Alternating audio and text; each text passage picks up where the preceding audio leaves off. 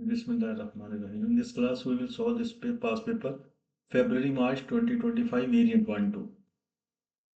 February-March 2025, variant 1-2 paper है, इसको solve करते हैं. The first question is, कहते हैं इसके अंदर a curve has equation y is equal to 5 plus 3x minus 2x square. ये क्वाड्रेटिक क्वेश्चन है. क्वाड्रेटिक इसकी वो जो पैराबोला की है, कप डाउन, बिकॉज के x स्क्वायर का कोएफिशिएंट नेगेटिव है. And a straight line y is equal to kx plus 13 where k is a constant. Find the set of values of k for which the curve and the line do not meet. अब इसके लिए देखें कि सबसे पहले हम यहाँ पे इसका एक लर्निंग कॉर्नर बना लेते हैं. तो पहले इसका कुछ आइडिया ले लें. लर्निंग कॉर्नर, यहाँ पे इसका लर्निंग कॉर्नर बना लें. इसके अंदर कॉन्सेप्ट यूज हो रहा है डिस्क्रिमिनेंट का. डिस्क्रिमिनेंट क्या होता है? डिस्क्रिमिनेंट होता है b square minus 4ac quadratic के अंदर. अब देखिए इसका ये है कि जैसे नंबर 1 पे अगर जैसे मैं देख रहा हूँ कि यहाँ पे एक्स स्क्वायर का कोफिशिएंट नेगेटिव है, ये पैराबोला है. जब एक्स स्क्वायर का कोफिशिएंट नेगेटिव हो तो ये इस टाइप का पैराबोला बनता है. और ये स्ट्रेट लाइन है. अगर ये स्ट्रेट लाइन इस कर्व को 2 डिस्टिंक्ट पॉइंट के ऊपर इस तरह से कट करे तो उसके इसके अंदर होता है हमारे पास discriminant B square minus 4ac greater than 0. Second चीज इसके अंदर ये है, जैसे ये देखेंगे इसके अंदर है, सपोज ये कोई पैराबोला है. अगर एक स्ट्रेट लाइन इसको सिंगल पॉइंट पे ऐसे टच करके गुजर जाए उसे हम कहते हैं टेंजेंट. तो उस केस के अंदर होता है ये b square minus 4ac equal to 0. और थर्ड जो इसके अंदर चीज़ है वो ये है कि अगर ये जैसे ये कोई ये कर्व है पैराबोला है, दूसरी लाइन कहीं और से गुजर जाती है, ये एक दूसरे को बिल्कुल इंटरसेक्ट नहीं करते, उस वक्त हमारे पास ये होता है b square minus 4ac less than 0. तो ये जो क्वेश्चन यहाँ पे दिया गया ना उसके अंदर ये कॉन्सेप्ट है कि curve and line do not meet. यहाँ पे ये दिया है तो ये चीज़ हम यूज़ करेंगे. तो इसको पहले हम ना क्वाड्रेटिक बना लेते हैं इन टर्म्स ऑफ एक्स. अब ये देखिए मैं ऐसे करता हूँ कि यहाँ से ये वाली y की वैल्यू जो ना वो इसमें y में यहाँ पे इसकी जगह पे लगा देते हैं. तो ये हमारे पास हो जाएगा के x plus 13 equal to 5 plus 3x minus 2x square. अब इसको स्टैंडर्ड फॉर्म में करें. इसको इस साइड पे अगर आप ले आते हैं तो ये हमारे पास हो जाएगा 2x स्क्वायर. इसको भी अगर इस साइड पे लेके आते हैं तो ये हो जाएगा प्लस के माइनस 3x. ये 13 है, 5 को इसमें से ला के 13 माइनस 5 करें तो that will be equal to 8. So this is equal to 0 because ये सारे एलिमेंट डिफरेंट. अब ये हमारे पास ये क्वाड्रेटिक इक्वेशन बन गया. अब ये इसके अंदर जो है ना, क्योंकि वो कहता है line and curve do not meet, so हम यहाँ पे ये हमारे पास होगा डिस्क्रिमिनेंट इसका यानी b square minus 4ac less than 0. अब बी क्या चीज़ है? जो एक्स का कोफिशिएंट है वो है के माइनस 3. तो हम यहाँ पे लगा दें के माइनस 3 स्क्वेयर माइनस 4. ए क्या चीज़ है? 2 जो एक्स स्क्वेयर का कोफिशिएंट है. और सी क्या चीज़ है? वो जो कांस्टेंट नंबर है सी, ये लेस देन 0 के साथ है. सो यहाँ से हमारे पास ये हो जाएगा के माइनस 3 स्क्वेयर और माइनस 8 इंटू 8 ये हो जाएगा 64 लेस देन 0. अब हम यहाँ पे देखें कि इसको हम ये कर सकते हैं कि इसका स्क्वायर खोल के भी कर सकते हैं, लेकिन हम यहाँ पे मैं देखें इसको इस तरह से भी इसकी फैक्टराइजेशन कर सकता हूँ. ये क्वाड्रेटिक इनक्वालिटी का क्वेश्चन बन गया. एक्स स्क्वायर माइनस इसकी हमने फैक्टराइजेशन करनी है. इसको लिख सकते हैं 8 स्क्वायर जो कि इसकी फैक्टर. अब A square minus B square का फार्मूला आपने जैसे ये पढ़ा होगा ओ लेवल के अंदर. A square minus B square का फार्मूला क्या होता है? A square minus B square equal to A minus B into A plus B. वो लगा देते हैं इसके ऊपर. अब ऐसे देखें कि ये इस तरह भी अगर किसी को इजी लगता है तो इसका स्क्वायर खोल के फिर एक क्वाड्रेटिक बन जाएगी, उसको दोबारा फिर आप इसकी फैक्टरी तो डायरेक्ट इसमें हो सकता है. जैसे देखेंगे ए माइनस बी इंटू ये, इसको समझिए ये ए है ये बी. तो ये हमारे पास हो जाएगा ए माइनस बी और ए प्लस बी लेस देन 0. इस तरह से ये हमारे पास हो गया है के माइनस 11. तो ये हमारे पास हो जाएगा के माइनस 3 इसमें से 8 में निकाल दें के प्लस 5 ये आ गया लेस देन 0. अब इसकी हमने ये इसमें निकालने के के की क्या होगी. अब इसको हम इस तरह से कर लेते हैं कि ये एक लाइन लगाई. अगर मैं इसको इक्वल टू 0 रखता हूँ, जैसे अगर समझ लें कि ना ये जो एक्स एक्सिस है इस तरह से, जब अगर इसको हम लगाते हैं, इसको लगाया के की वैल्यू आ जाएगी -5. तो इस साइड पे आ गया -5 और अगर इसको 0 रखेंगे तो के की वैल्यू आ गई 11. तो ये इस तरह का ये पैरा. अब ये लेस देन 0, लेस देन 0 का मतलब है ये वाला एरिया. अब ये एरिया क्या बनता है? के less than 11 and greater than -5. सो इस तरह से ये ये था कोई सेट ऑफ वैल्यूज ऑफ के, यहाँ पे ये दिया हुआ था find the set of values of K for which the curve and the line do not meet. तो ये सेट ऑफ वैल्यूज ऑफ के ये आ गया हमारे पास इस तरह से, लेस देन 0 है, इसलिए अगर ग्रेटर देन हो तो के ग्रेटर देन 11 और के लेस देन -5। अब ये लेस देन एरिया, इस दौरान के की ये वैल्यू बनती है -5 से लेके 11 तक जो है ना, ये के ये लेस देन 0 है। तो इस तरह से ये इसका क्वेश्चन नंबर 1 ये कंप्लीट हो। अब देखिए इसका जो क्वेश्चन नंबर 2 है ये डिफरेंशिएशन से है, क्योंकि वो यहाँ पे क्या है कि diagram shows the curve with equation y is equal to 2x square minus 5 over x plus 3. The curve crosses the x axis at the point P. ये जो पॉइंट P है इसके ऊपर इसको क्रॉस कर रही है और इसके कोऑर्डिनेट्स उसने बता दिए हैं 1 एंड 0 है। Find the gradient of the curve at P। यहाँ पे हम इसका ग्रेडियंट फाइंड करना चाहते हैं इस कर्व का। तो ग्रेडियंट फाइंड करने के लिए इसके लिए इसका डेरिवेटिव हमें dy बाई डी एक्स आपको पता है कि dy बाई डी एक्स क्या होता है। अगर कोई पूछे कि what is the geometrical significance of dy by D x, यहाँ पे लिखते हैं, यहाँ पे लिखल बना लेते हैं हम इसका एक learning corner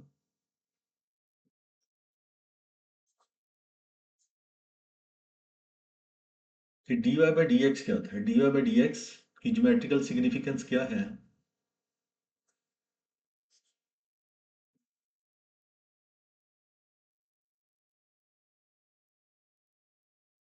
geometrical significance of dy by D x ये एक चेंज है 2 पॉइंट्स को लेकर उसके दरमियान, कोई सी भी यानी 2 पॉइंट्स के दरमियान स्मॉल है, वो एक अलग थ्योरी है इसके अंदर। लेकिन ये geometrical significance of dy by D x क्या चीज़ है। dy by D x is the gradient of the tangent, is the gradient of tangent. वैसे उन्होंने यहाँ पे ये कहा हुआ है कि find the gradient of the curve at the point P. Gradient of curve तो नहीं होता, यहाँ पे जो टेंजेंट लगा सकते हैं ना उसका ग्रेडियंट, स्ट्रेट लाइन का जो ग्रेडियंट होता है वो dy बाई डी एक्स होता है। तो हमने इसका dy बाई डी एक्स यहाँ पे फाइंड करना है। देखें ये जो y दिया हुआ है y इक्वल टू, इसको लिख सकते हैं 2x square minus 5 x as to power -1 plus 3, क्योंकि हमारे सिलेबस के अंदर डेरिवेटिव का एक ही फार्मूला है जो कि है d by D x of x as to power N. N को नीचे लाएं और इसकी पावर में से एक कम कर दें, एक ब्रैकेट वाला है, वो अभी ब्रैकेट वाला ही नहीं है। जैसे दूसरा फार्मूला इसके अंदर ये है कि अगर वो ब्रैकेट अभी इधर नहीं है, वो नेक्स्ट किसी जगह पे यूज हो सकता है, A X plus B whole power N.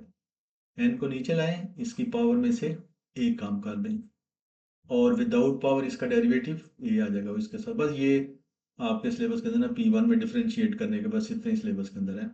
तो यहाँ पे देखिए इसका हमने ग्रेडियंट फाइंड करना चाहते हैं। तो gradient dy by D x is the gradient of the tangent होता है और कर्व का क्या है, चलिए ग्रेडियंट ऑफ हम फाइंड करना चाहते हैं यहाँ पे। सो ये हो जाएगा dy by D x equal to, इस 2 को जब आप नीचे लाएंगे इससे मल्टीप्लाई होगा, ये हो जाएगा 4x। इस 1 को जब नीचे लाएंगे यहाँ पे तो ये हो जाएगा +5 और इसकी पावर में से एक कम कर देंगे -2। तो derivative of any constant number is 0, तो ये 0 हो जाएगा।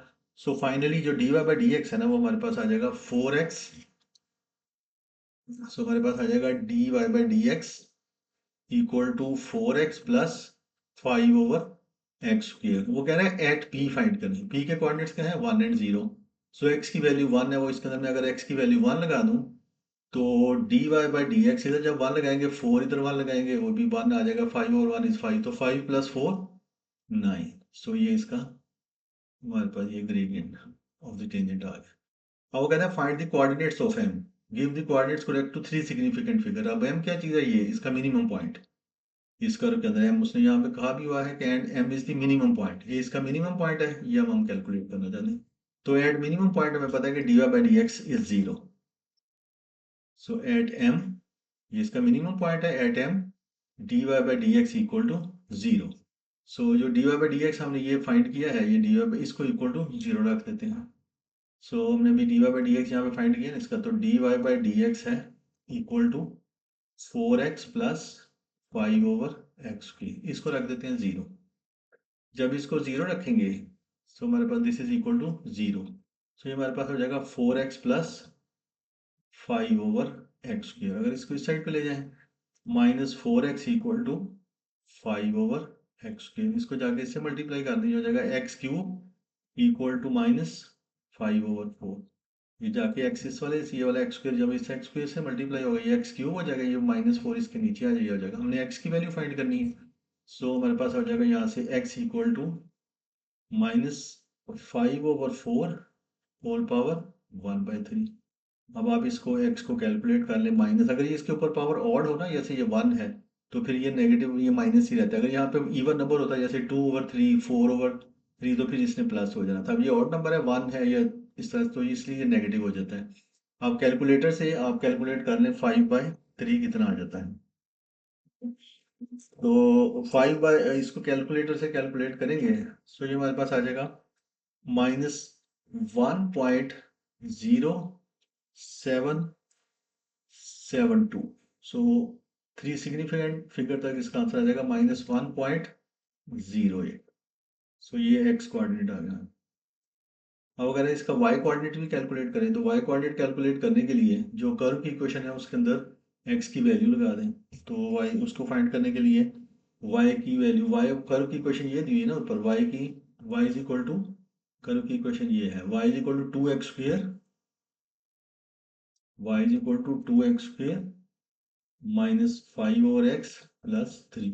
इसके अंदर ये वाली एक्स की वैल्यू लगा दें तो ये हो जाएगा वाई इक्वल टू हमारे पास 2 इंटू 1.0772 इसका स्क्वायर -5/1.0772 + 3। इसको कैलकुलेटर से सॉल्व कर लें। सो y की वैल्यू जो है वो इक्वल टू हमारे पास आ जाएगी, ये कैलकुलेटर के अंदर डाल के इसको सॉल्व करें, ये आ जाएगा 9.96। तो ये इनका आंसर आ गया। तो ये क्वेश्चन भी सॉल्व हो गया। अब देखिए इसका थर्ड क्वेश्चन है जो बाइनोमियल से रिलेटेड है, बाइनोमियल थ्योरम। अब ये देखिए इसका तो पहले इस यहाँ पे इसमें ये किया गया कि find the complete expansion of this, पूरा इसको एक्सपेंड करना है। देखिए इसकी पावर है 4। तो हमें पता है कि बाइनोमियल जैसे आपने देखते हैं कि जब हम इसको करते हैं a + b का स्क्वायर, आपको फार्मूला ये याद कराया गया है, क्या होता है a² + 2ab + b²। जब इसकी पावर 2 होती है तो उसके अंदर नंबर ऑफ टर्म 3 आती है। इसकी पावर 3 होगी तो नंबर ऑफ टर्म्स 4 आएंगी। जितनी पावर होती है ना उससे एक टर्म ज्यादा आती है। अब इसकी पावर 4 है, इसके अंदर नंबर ऑफ टर्म्स आएंगी 5। अब वो कहता है कि इसको कंप्लीट एक्सपेंड करें। तो देखिए कि बाइनोमियल का फार्मूला मैं पहले लिख लेता हूँ यहाँ पे a + b whole power n, ये गिवन होगा आपको फार्मूला शीट के अंदर। सो ये है a⁻n प्लस nc1 a⁻, इन दोनों का difference n-1 into b plus, अब ये nc1 था, उसके बाद आ जाएगा nc2 a⁻, इन दोनों का डिफरेंस n-2 b² प्लस, उसके बाद है nc3 a⁻, इन दोनों का डिफरेंस n-3 b⁻3। उसके बाद आ जाएगा nc4 a⁻n-4 b⁻4। ऐसे देखें ना 1 2 3 4 एंड 5 नंबर ऑफ टर्म्स इसके अंदर 5 है। अब हम इसको जो एक्सपेंड करते हैं, अब आप देखिए इसके अंदर जो है इसको हम इस तरह भी लिख सकते, जैसे ये इसने तो ये दिया ना ऐसे कि 2x - 3/x होल पावर 4। अब यहाँ पे देख रहे हैं जैसे प्लस है फार्मूले में, तो मैं इसको ऐसा भी लिख सकता हूँ जैसे 2x प्लस, ये b की जगह पे हो जाएगा -3/x होल पावर इसकी 4। जैसे ये देखिए ये हो गया हमारे पास a, ये आ गया b और ये आ गया n। ये सारी वैल्यूज बस इसके अंदर लगा के उसको सिंप्लीफाई कर देना। तो ये सब हम इसके अंदर लगा देते हैं, तो हमारे पास ये हो जाएगा 2x - 3/4 होल पावर 3/x है, ये 3/x होल पावर 4। इसको अब हम एक्सपेंड कर देते हैं। जैसे a देखिए ये है जैसे 2x⁻4 आ गया, फिर प्लस 4c1। अब a क्या है 2x⁻4 - 1 कितनी हो जाएगी 3, और b की जगह पे क्या हो जाएगा -3/x, ये b, जैसे ये b। सो प्लस, उसके बाद आ जाएगा 4c2, ये हो जाएगा a 2x⁻4 - 2, ये कितना आ जाएगा, ये हो गया 2, और b क्या है -3/x, इसका स्क्वायर आ गया 1 2 3 टर्म, फोर्थ टर्म हो जाएगी इसके अंदर 4c3 2x⁻4 - 3 करेंगे तो 1 नहीं आ जाएगा, 1 लिखते नहीं है इसके ऊपर, -3/x⁻3 एंड पे आएगा 4c4, 4c4 1 होता है, प्लस 4c4 1 होता है, और इसकी पावर 2x की पावर 0, तो वो भी 1 हो गया। जैसे देखें ना वो फिर लिखते नहीं, चले ये लिख देते हैं 4c4 और 2x⁻4 - 4, ये 0 हो जाएगा, तो यहाँ पे -3/x⁻4 आ गया। बस आप इसको आप सिंप्लीफाई कर लें। तो ये हमारे पास आ जाएगा 2 रेज़ टू द पावर 4। तो 2 रेज़ टू द पावर 4 ये हो जाएगा 16 x raise to the power 4 plus, तो ये वाला माइनस से मल्टीप्लाई होगा, ये हो जाएगा माइनस 4c1, या नीचे 1 हो रहा है ऊपर जो नंबर वही 4c1। कैलकुलेटर से अगर आप सॉल्व करके देख लेते हैं 4c1 जो है वो 4 आ जाएगा। 4c1 जो है ना 4, कैलकुलेटर से सॉल्व कर लें तो ये 4c1 जब करेंगे कैलकुलेटर से 4c1 4 ही आ जाएगा। तो इस 4 को जब इससे 8 से मल्टीप्लाई करेंगे तो वो आ जाएगा 32, उसको 3 से मल्टीप्लाई करेंगे 96 आ जाएगा। तो ये होगा 96, ये एक्स क्यूब आएगा, ये इस वाले एक्स स्क्वेयर से कट जाए तो ये रह जाएगा हमारे पास 96 x स्क्वेयर, इस तरह से ये रह जाएगा। उसके बाद प्लस 4c2, जब 4c2 करेंगे कैलकुलेटर से तो कैलकुलेटर बताएगा जैसे ये करेंगे ना 4c2, कैलकुलेटर को आएगा 6, 4c2 6 आ गया, इसको ये 2 है तो 4, उसको मल्टीप्लाई किया 24, उसको फिर मल्टीप्लाई किया यहाँ पे 3 का स्क्वायर 9 से, सो ये हमारे पास हो जाएगा 24 216। तो ये हो जाएगा प्लस 216, ये एक्स स्क्वायर होगा और ये वाला एक्स स्क्वायर ये आपस में कैंसिल आउट हो जाएगा। ये वाला माइनस की पावर क्यूब है, मतलब ऑड नंबर है, ये माइनस हो जाएगा, इस वाले प्लस को ये माइनस कर देगा। 4c3 इज 4, इसको 2 से मल्टीप्लाई करेंगे 8 और ये आ जाएगा 27, तो 27 मल्टीप्लाइड बाई 8 ये भी आ जाएगा 216, और ये एक्स क्यूब है, ये इससे कट जाएगा, आ जाएगा हमारे पास 216 ओवर एक्स स्क्वायर, बिकॉज कि ये आएगा एक्स क्यूब और ये वाला एक्स उसको ये कैंसिल कर देगा। 4c4 1 होता है, 2x की पावर 0 ये भी 1 हो जाएगा, यहाँ से हो जाएगा माइनस इसकी क्यूब, ये हो जाएगा 3 की पावर 4, ये हो जाएगा 81 over x raise to the power 4। तो ये इसकी जो टोटल जो है ना वो इसकी एक्सपेंशन हो गई है 2x minus 3 over x whole power 4। तो ये इसको एक्सपेंड कर दिया गया है, तो ये इसका ऊपर से हमारे पास आंसर आ, ये इसका पहला पार्ट हो।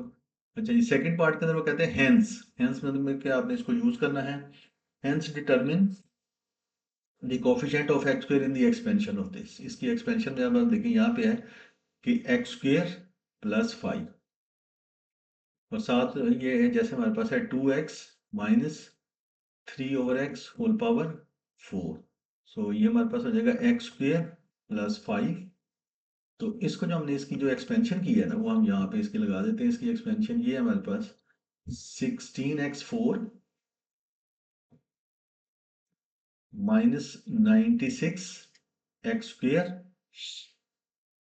माइनस 96 x स्क्वायर प्लस 216, ये 216 minus 216 over x square plus 81 over x की पावर 4, ये लगा दिया, ये लिखा हमने 81 ओवर एक्स की पावर 4 माइनस 200, ये सारा हमने यहाँ पे लगाया। अब देखेंगे हमने सिर्फ इन दोनों की मल्टीप्लीकेशन में ना एक्स स्क्वायर के कोफिशिएंट हमें फाइंड करना है। अब देखिए जब मैं इनको मल्टीप्लाई करूंगा तो ऐसा होगा ना कि देखेंगे इस एक्स स्क्वायर को इंसान इससे भी करेंगे, इससे भी करेंगे, इससे भी करेंगे, इससे हमें सिर्फ एक्स स्क्वायर वाला चाहिए। अब देखें कि अगर मैं ये एक्स स्क्वायर है इसको मैं इससे करता हूँ तो एक्स की पावर 6 आ जाएगा, वो रिक्वायर्ड नहीं है। इसको अगर मैं इससे मल्टीप्लाई करता हूँ तो 96 एक्स की पावर 4 आ जाएगा। इसको जब मैं इससे मल्टीप्लाई करूंगा ना इसको इससे, तो ये 216 एक्स स्क्वायर आएगा, 216 एक्स स्क्वायर आ गया। इसको अगर मैं इससे करूंगा तो ये एक्स स्क्वायर से ये एक्स स्क्वायर कट के माइनस 200 से ये भी नहीं हमें चाहिए, इससे करेंगे तो 81 है वो भी नहीं चाहिए। अब 5 से, जब 5 से मैं इसको करूंगा 16 को, तो 16 इंटू 5 80x4 आ जाएगा, वो भी चाहिए। जब मैं इससे करूंगा ना इस 5 को इसके साथ, तो ये हमारे पास हो जाएगा माइनस 96 इंटू, अगर आप 5 करते हैं तो 96 इंटू 5 ये हमारे पास हो जाएगा 480, तो ये जाएगा माइनस 480 एक्स स्क्वायर। इसको जब इससे करेंगे तो 480। अब इस 5 को अगर आप उसके बाद इससे करते हैं तो इसके अंदर भी एक्स स्क्वायर नहीं आएगा, इससे करेंगे तब भी वो डिवाइडेड बाय एक्स स्क्वायर आ जाएगा, इससे करेंगे इसके अंदर भी डिवाइड बाय नीचे डिनोमिनेटर में आ रहा है। तो बस ये इन दो इसको इसको इससे मल्टीप्लाई करने से एक्स स्क्वायर आएगा और इस 5 को इससे मल्टीप्लाई आएगा, बाकी वालों के में रिक्वायर्ड नहीं है, बस सिर्फ ये required. So the coefficient of x square यहाँ से हमारे पास बन जाएगा 216 माइनस 480, एक्स स्क्वायर अंदर से कॉमन ले लें इस दोनों में से, सो ये हमारे पास हो जाएगा इक्वल टू 216 माइनस ये करेंगे तो हो जाएगा माइनस 264 एक्स स्क्वायर। सो उन्होंने कहा था find the coefficient of x square, so coefficient of x square is equal to -264, ये इसका। अब नेक्स्ट देखेंगे इसका ये क्वेश्चन नंबर 4 जो है ये आ गया इसका, ये सर्कुलर मेजर का टॉपिक जो है वो आपका उसका है, उससे रिलेटेड है ये क्वेश्चन। सो पहले आप देखेंगे वो कहते हैं कि ये दिया हुआ उसने, ये एक ट्राइंगल बनी हुई है ओ ए बी। तो ये आइसोसेलेस ट्राइंगल है बिकॉज कि ये देखिए ओ से डी तक की लेंथ 60 सेंटीमीटर, ये 4 सेंटी, तो ओ बी टोटल जैसे कि 10 हो गया और इस तरह से ओ ए भी 10 हो गया, और ये उसने एंगल दिया हुआ है ये। वो कह रहे हैं कि पहले ये सारा कुछ यहाँ पे लिखा हुआ है, ए ओ बी 0.8 रेडियन, और ये ओ ए सारा ये गिवन है such that c d part of the circle with centre o, ये सी डी जो है ये आर्क लेंथ है, सर्कल का पार्ट है, एंड द रेडियस उसका 6 सेंटीमीटर है। The shaded region is bounded by arc, यहाँ पे उसने ये दिया हुआ है इसके अंदर। तो अब वो कह रहे हैं find the perimeter of the shaded reason. Perimeter का मतलब होता है कि आपने ये जो शेडेड रीजन है, आउटर बाउंड्री टोटल आपने ये वाला और ये कैलकुलेट ये करना है। अब आप देखें कि ये में AC की लेंथ भी पता है 4 है और BD की लेंथ भी 4 है, इसका मतलब है आर्क CD कैलकुलेट करनी है और ये सामने वाली लेंथ AB कैलकुलेट करनी है। अच्छा, अब आप देखेंगे ये जो AB लेंथ है, इसको आप यूज करके कोसाइन लॉ से भी कर सकते हैं, या एक और भी तरीका है कि दरमियान में से इसको इस तरह से कट करके भी कर सकते हैं। ये देखें दोनों तरह से करेंगे, अगर मैं इसको दरमियान में से ऐसे करके कट कर दूं, हाँ, तो ये वाला एंगल जो है वो कितना रह जाएगा 0.4 रेडियन, और इतना ये वाला भी रह गया 0.4 रेडियन, टोटल 8। अब ये सामने वाली length o a b c d दिया हुआ है, इसको अगर मैं कर देता हूँ ये पॉइंट ई है, तो अब मैं ये वाला बी ई कैलकुलेट कर सकता हूँ कि लेंथ कैसे है। बी ई अगर मैं लगाता हूँ यहाँ पे साइन थीटा, यहाँ से हमारे पास हो जाएगा sine of 0.4 equal to b e over ये 10, ये परपेंडिकुलर है एंगल साइड ऑपोजिट टू, यहाँ से परपेंडिकुलर गया है ना इसका प्रभाव, तो साइड ऑफ ये हो गया परपेंडिकुलर और ये हो गया हाइपोटेन्यूज, तो ये हमारे पास हो जाएगा बी ई ओवर 10। तो it implies that b e हमारे पास आ जाएगा equal to 10 multiplied by sine of 0.4। तो साइन ऑफ 0.4, तो ये कैलकुलेटर को आपने रेडियन मोड पे कन्वर्ट कर लेना क्योंकि एंगल उसमें रेडियन में दिया हुआ है, तो इसलिए आप करेंगे साइन ऑफ 0.4, ये आ जाएगा हमारे पास मल्टीप्लाइड बाय 10। तो ये आ गई B length is equal to आ गई है, ये आ गई इसकी इक्वल टू हमारे पास 3.894, और 2 आगे करना है इसको। तो अब जो टोटल हो जाएगी ना ए बी लेंथ, वो इसको 2 से मल्टीप्लाई करनी चाहिए, ए बी लेंथ आ जाएगी इसी को मल्टीप्लाइड बाय 2 कर, वो हमारे पास आ गई है 7.78 सेंटीमीटर, ये ए बी लेंथ आ गई। अच्छा, इसको वो कोसाइन लॉ से भी कर सकते हैं कि ए बी का square equal to o a का स्क्वायर प्लस ओ बी का स्क्वायर माइनस ये o b multiply 10 multiplied by ये 10 into cosine of the law 0.8, तभी ये उसका अंडर रूट इसका करके फिर ए बी का स्क्वायर होगा ना, तो वो तब भी ये भी तब इस तरह भी आ जाएगा, और ऐसे भी कैलकुलेट कर सकते हैं। हम देखेंगे अब सामने वाली आर्क लेंथ फाइंड करनी है सी डी। तो आर्क लेंथ का फार्मूला क्या होता है, c d s is equal to r theta. तो इसके लिए आर कितना है 6, और थीटा इसके अंदर कितना है 0.8, 8 6 48, तो ये हमारे पास हो जाएगा 4.8 सेंटीमीटर। सो ये हमारे पास आ जाएगी इसकी टोटल जो है ना पेरीमीटर आ जाएगी इसकी,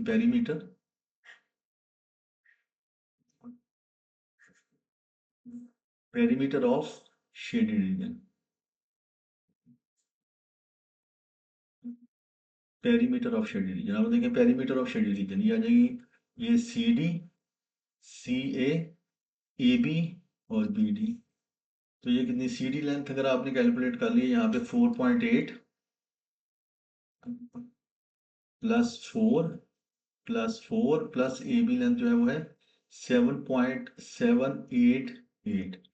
सो दिस इज इक्वल टू, इसके अंदर ये 7.788 इसमें प्लस कर देते हैं, ये 8 प्लस 4.8, तो ये आ गया 20.6 आ गई, 20.588 है।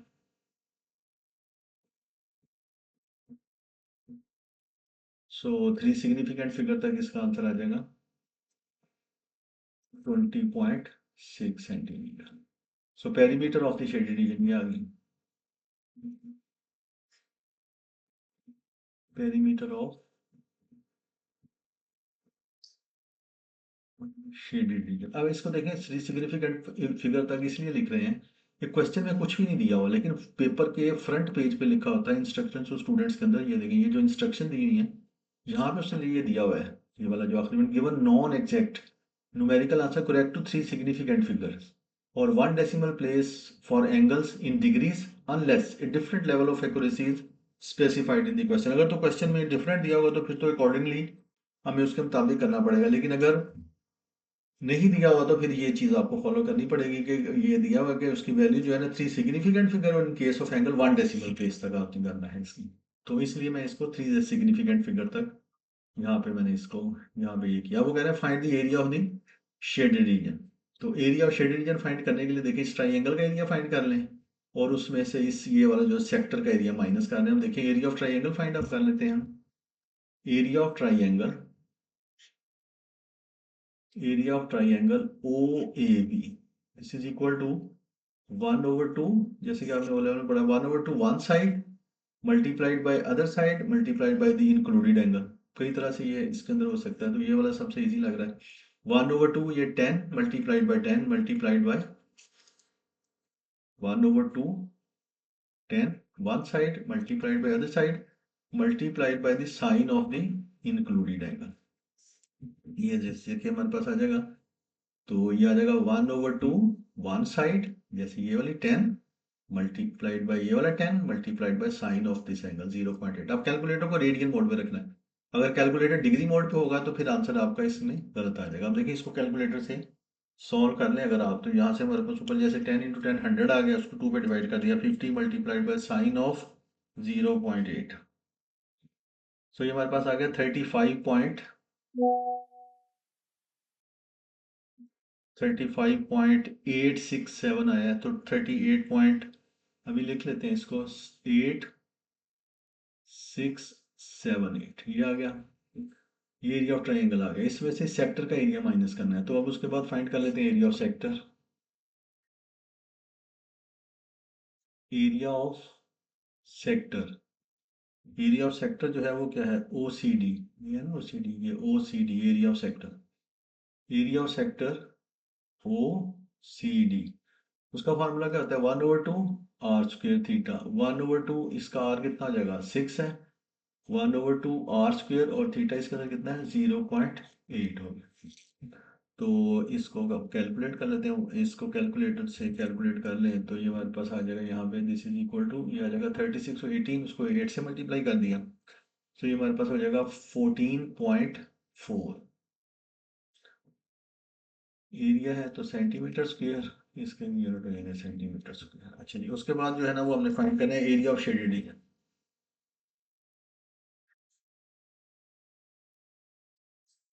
Area of shaded reason,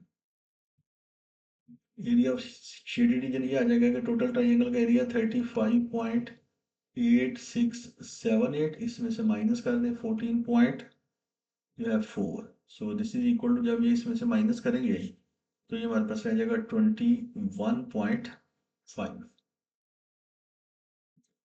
centimetre square. ये आ गया एरिया ऑफ शेडेड रीजन।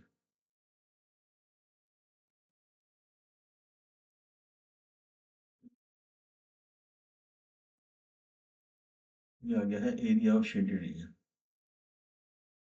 या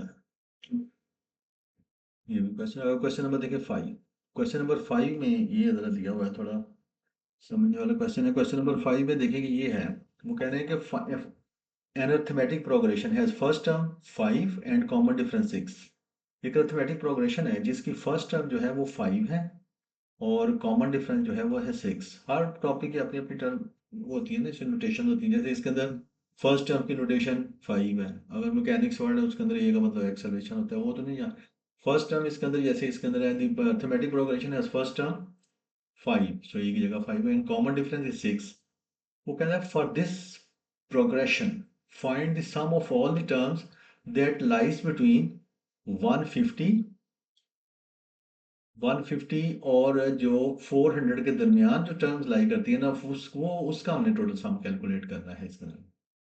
तो लेकिन हमें पहले ये पता चलना चाहिए कि ये 500 ये 150 के बाद इनके अंदर कौन कौन सी ऐसी वो टर्म्स हैं जो कि इसको फॉलो करती हैं, जिसका पहली टर्म 5 हो और कॉमन डिफरेंस 6 का चल रहा हो। वो फाइंड करने के लिए आपको देखना पड़ेगा ये कौन सी टर्म है।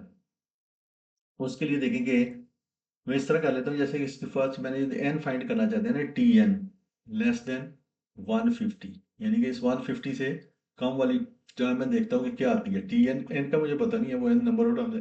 टी एन का अर्थमेटिक का फार्मूला होता है A plus N minus one into D less than 150। ये देख लेते हैं एन क्या ए है इसके अंदर, फर्स्ट टर्म 5, फर्स्ट टर्म जो कि 5 है, plus N minus one, common difference है 6 का, लेस देन 150।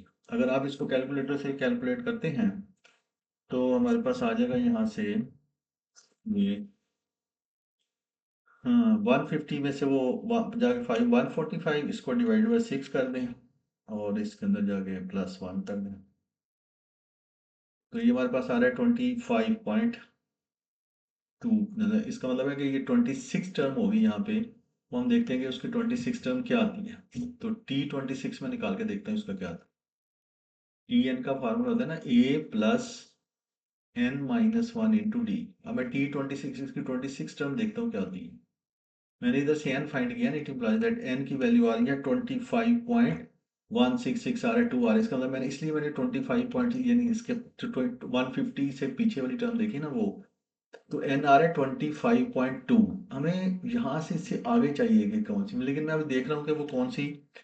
तो 26 टर्म में देखता हूँ क्या होगी। ए फर्स्ट टर्म तो 5 है, प्लस एन माइनस वन, जब ये करेंगे तो ये अगर 25 और कॉमन डिफरेंस है 6 का, तो ये आती है जैसे ये 25 को 6 से मल्टीप्लाई करें तो ये हमारे 20 ये हो जाएगा 150 और उसमें 155। इसका मतलब है इससे जो अगली वाली टर्म होगी ना, तो इससे वो होगी 155, जो इसकी यहाँ से इससे 150 से आगे होगी, और इससे 155 में 6 निकालें तो 149 होगी इससे पिछली टर्म, तो ये दरमियान इससे आगे।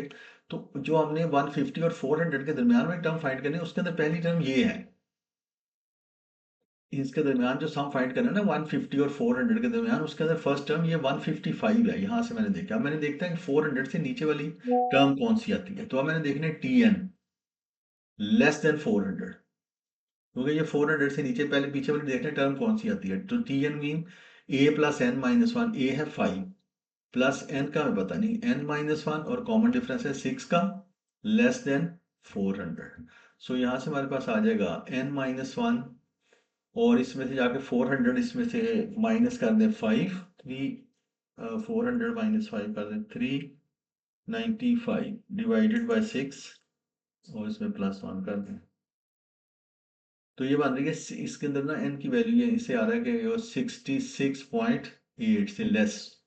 तो इससे मैं पीछे नीचे वाली 66 नंबर इससे कम लेके आया ना 400 से, इसलिए मैं T66 देखता हूँ इसका आंसर क्या आता है। T66 का आंसर आएगा A5 plus 65 multiplied by common difference, तो ये आ जाएगा हमारे पास, this is equal to 65 multiplied by 6, तो बस प्लस अगर इसमें 5 कर दें तो 395। तो इसका मतलब है जो 395 होगी ना, वो टर्म होगी इसके दरमियान 395 इससे पीछे वाली 395, क्योंकि इसमें अगर जब 6 ऐड करेंगे तो 401 आएगी इससे आगे।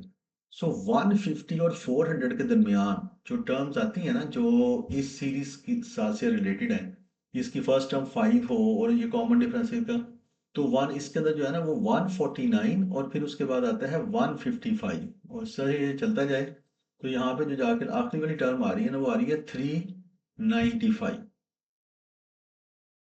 395 यानी कि वो, अब देखेंगे यहाँ पे 400 से कम इधर, क्योंकि उसने कहा था 400 के दरमियान, 400 और यहाँ से 150 के दरमियान, वो ये टर्म्स हैं, ये वाली टर्म्स हैं जिनको ये वाली इसको हमने प्लस करना है, इसका सम फाइंड करना है। तो इसका सम फाइंड करने के लिए इसके अंदर जो फर्स्ट टर्म होगी ना, इसके लिए आगे इसका सम फाइंड करना, वो हो जाएगी 155 और कॉमन डिफरेंस तो वही चल रहा है ना, वो जो पीछे आ रहा है। 155 से आगे वाली टर्म होगी 161 इस तरह ये, और इसके अंदर जो है ना वो लास्ट टर्म जो है ना टी एन, वो है 395। हमने तो इनका सम कैलकुलेट करना है, एस एन लेकिन हमें यही नहीं पता भी है कि ये नंबर ऑफ टर्म्स कितनी है। पहले मैं नंबर ऑफ टर्म्स निकालूंगा इधर से। तो टी एन का जैसे फार्मूला है वो क्या है, A plus N minus one into D. T N last term जो क्या है 395, फर्स्ट टर्म इसके अंदर है इसकी जो वो 155 है, प्लस एन का हमें पता नहीं है, कॉमन डिफरेंस 6 है। तो यहाँ से एन जो है ना वो फाइंड करते हैं क्या आता है। 395 में से माइनस कर दिया 155 डिवाइडेड बाय 6, 40 आ गया, और एन जाकर उसमें से माइनस कर दिया तो ये 41 आ रहे हैं। तो इसके दरमियान जो टर्म्स है ना ये 41 टर्म्स हैं। जैसे कि देखें कि अब हम उसका सम कैलकुलेट कर सकते हैं। जहाँ पे जैसे देखें यहाँ पे दिया हुआ है, जैसे जो हमने किया ना अभी, 150 से आगे वाली जो टर्म बनती है ना, इससे आगे वो कह रहा है बड़ी 155, और उससे आगे वाली टर्म होगी 161, इस तरह से चलती जाएगी 395, और फिर ये 400, और 400 तो इसके अंदर आएगा नहीं ना इस सीरीज के अंदर। ये तो ये तो उन्होंने बस ये कहा कि 150 से ज्यादा हो, और क्योंकि इससे पीछे वाली टर्म आएगी 149 और इससे आगे वाली टर्म आएगी 401, तो इस 150 और 400 के दरमियान ये वाली टर्म्स है, इनका सम कैलकुलेट करना। ये 41 टर्म्स है। अब हम सम का फार्मूला लगा सकते हैं। सम का फार्मूला क्या है अर्थमेटिक है, s n equal to n over two into 2a plus N minus one into d. So S41 equal to 41 over 2, 2 into A is 155 plus 41 minus 1 करेंगे तो हो जाएगा 40, और कॉमन डिफरेंस वही 6 का चल। सो अब मैं ऐसा करता हूँ कि इसको सिंप्लीफाई करने के लिए, जैसे कि ये तो 41 इस 2 को अगर अंदर ले जाए 2 इससे कट जाएगा, हो जाएगा 155 प्लस ये 2 अगर इसको कैंसिल करें 20 तो ये हो जाएगा हमारे पास 120। So this is equal to S41। तो S41 आ जाएगा इक्वल टू हमारे पास ये 155 प्लस 120, 275, 275 इसको मल्टीप्लाइड बाय 41 कर दी, ये आ गया 11,275। तो ये आ गया S41 इक्वल टू 11,275। जी इसका जो है वो सम आ गया है टोटल इसका। तो देखा अब ये है कि इसका क्वेश्चन नंबर 6 जो है, क्वेश्चन नंबर 6 में अब ये देखिए क्वेश्चन नंबर 6 जो है वो सर्कल से रिलेटेड है। The diagram shows a circle with centre, उसे दिया हुआ है C radius R, X greater than 0 and Y दिया है फर्स्ट क्वाड्रेंट के अंदर है इसका। और for all points on C the least distance between any point on C and the X axis is 8। जैसे ये एक्स एक्सिस है, इसका मतलब है ये लीस्ट पॉइंट, ये वाली जो है ना ये वाली चीज उसने ये हमें बता दी है 8। और and the least distance between any point on C and the y axis, ये वाई एक्सिस है, ये इसमें से ये वाली चीज उसने बता दी है 5। ये वाला 5 दे दिया है, और ये वाला उसने एक्स एक्सिस से डिस्टेंस 8 बता दिया। वो कहता है state the coordinates of the centre of the circle in terms of r, 1 mark का है। तो सर्कल का जो सेंटर हो जाएगा,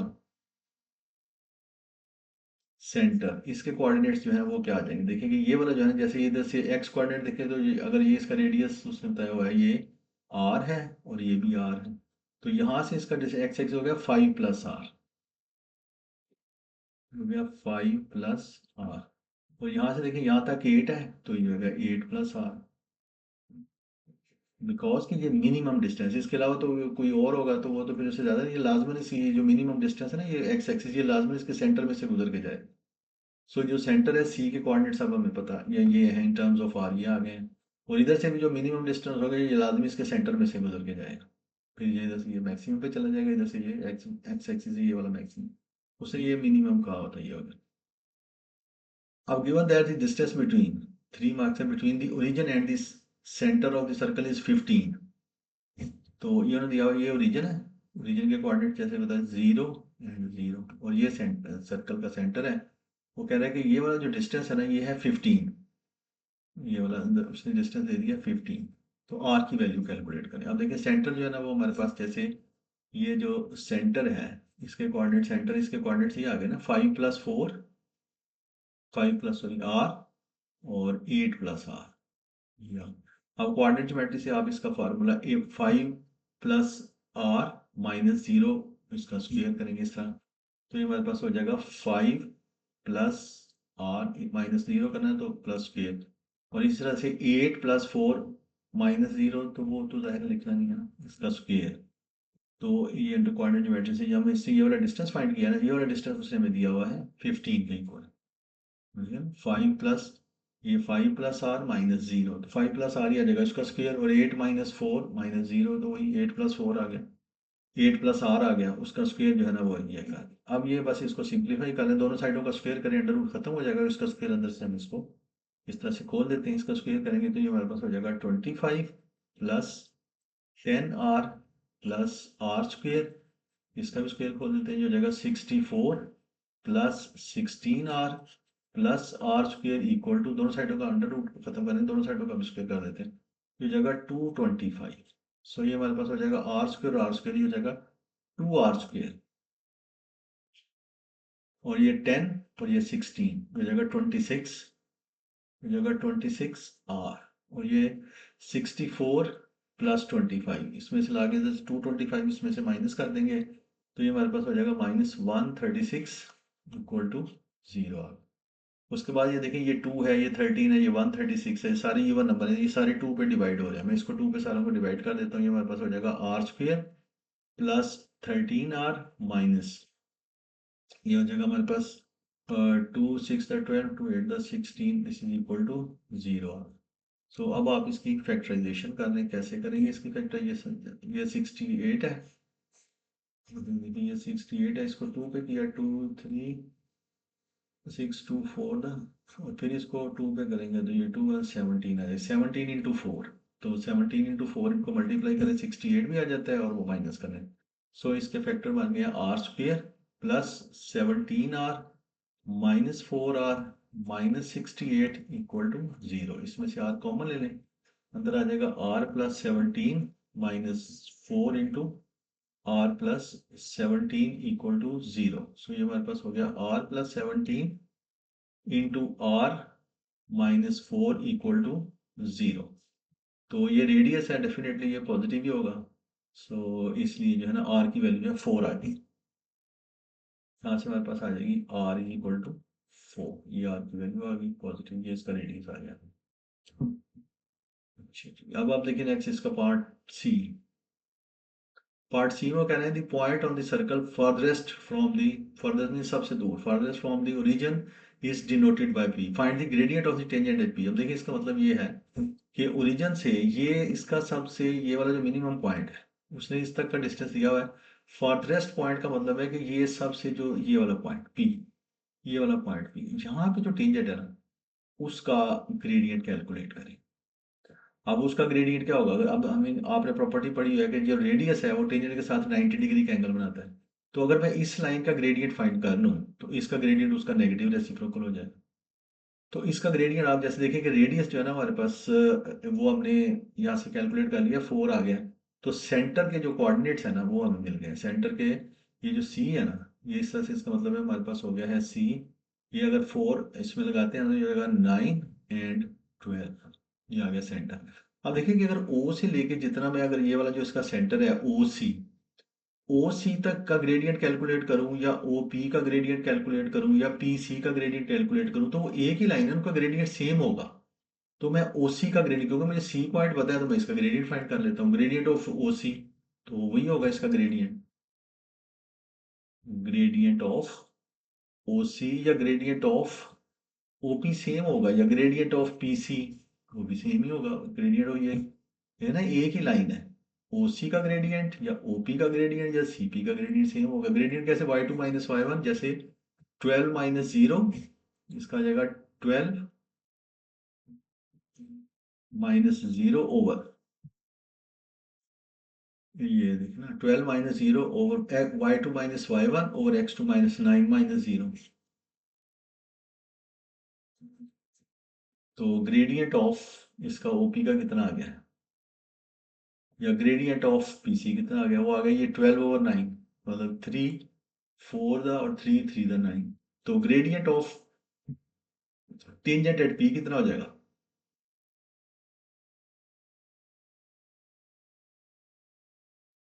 gradient of tangent at p is equal to -3 ओ, इसका नेगेटिव रेसिप्रोकल ही आ गया, इसका ग्रेडियंट आ गया यहाँ पे देखना। पी के ऊपर वो कहता है जो टेंजेंट बनाते हैं ना उसका ग्रेडियंट फाइंड करें। हमें पता है कि ये जो रेडियस है उसके साथ 90 डिग्री का एंगल बनाता है। तो ओ से लेके सी तक का ग्रेडियंट या ओ से लेके पी तक का ग्रेडियंट या सी पी का ग्रेडियंट की लाइन है उसका ग्रेडियंट ओ से सी का कैलकुलेट, क्योंकि हमारे पास सी कोऑर्डिनेट्स भी है और वो, तो इसका ग्रेडियंट निकालिए, इसका भी वही होगा। तो टेंजेंट जो है वो इसके साथ 90, इसका ग्रेडियंट नेगेटिव रेसिप्रोकल हो जाएगा। तो वो इसका आंसर आ गया -3/4। अब नेक्स्ट देखें, ये क्वेश्चन नंबर जैसे 7 है, इसका क्वेश्चन नंबर जो 7 है ये ट्रिग्नोमेट्री से रिलेटेड है। ट्रिग्नोमेट्री के अंदर जो है वो देखें क्या क्या चीज़ आपके इधर से हम बना देते हैं इसका।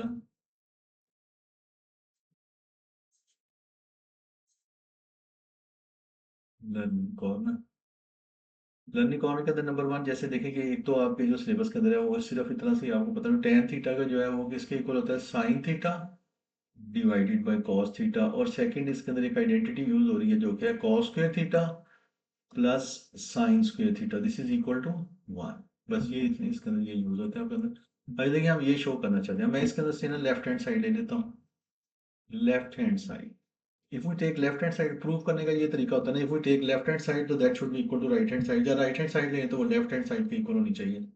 तो जो इसके अंदर थोड़ा इजी, मतलब जो जिसके अंदर वो टर्म्स हो ज्यादा, तो वो उसको करने से ये क्वेश्चन इजीली सॉल्व होता है, इसलिए मैंने लेफ्ट हैंड साइड इसके अंदर ले ली। लेफ्ट हैंड साइड है 3 tan square theta plus 5 sine square theta.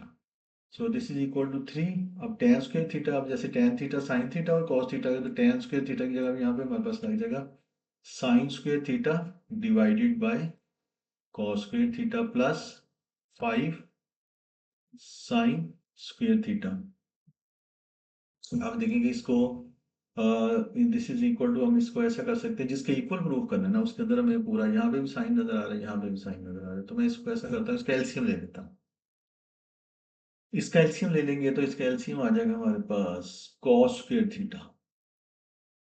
तो ये हमारे पास हो जाएगा 3 sine square theta plus 5 sine square theta multiplied by cos square theta. अब देखिए जो चीज़ हमें प्रूव करनी है ना उसका सारा साइन नजर आ रहा है, कॉस ही नजर आ रहा है।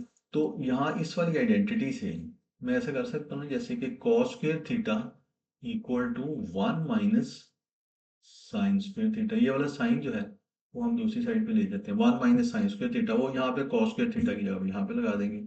सो दिस इज इक्वल टू हमारे पास हो जाएगा 3 sine square theta plus 5 sine square theta, और कॉस स्क्वायर थीटा की जगह पे हम ये लगा देंगे 1 minus sine square theta divided by, इस कॉस स्क्वायर थीटा की जगह पे भी 1 माइनस साइन स्क्वायर थीटा लगा देते हैं, 1 माइनस साइन स्क्वायर थीटा। ये देखना ये चीज पूरी नीचे आ गया, ऊपर वाले को बस आप सिंप्लीफाई करके वो हम कर लेते हैं।